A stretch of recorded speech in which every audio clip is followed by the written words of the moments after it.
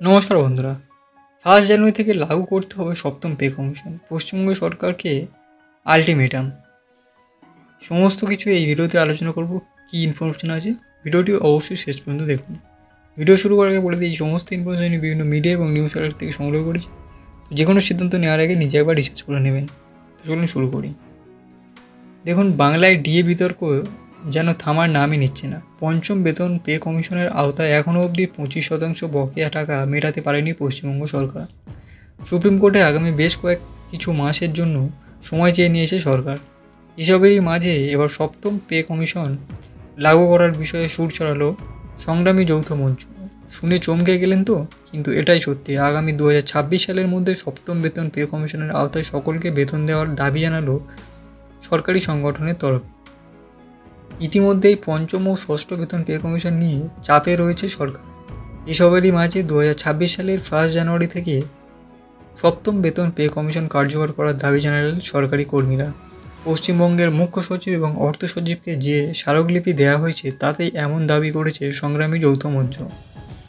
স্মারকলিপিতে সাফ রাজ্য কর্মচারী সংগঠনের তরফে সাফ বলা হয়েছে, বর্তমান রোপা 2019-এর ষষ্ঠ বেতন কমিশন 10 বছরের মেয়াদ 2025 সালের ডিসেম্বরে শেষ হচ্ছে।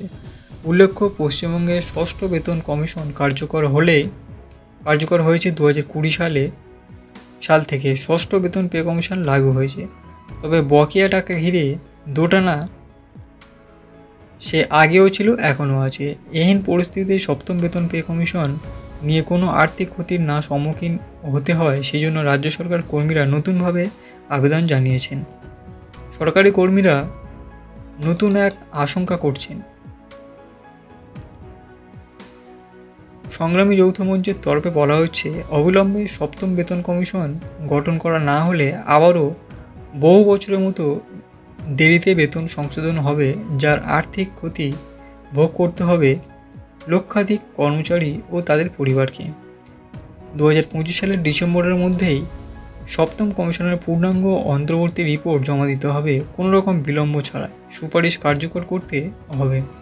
যদি রিপোর্ট প্রকাশ করতে দেরি হয় তাহলে 2026 সালের 1 জানুয়ারি থেকে মূলত বেতনের ন্যূনতম 50% হারে ইন্টারিম রিলিফ প্রদান করতে হবে।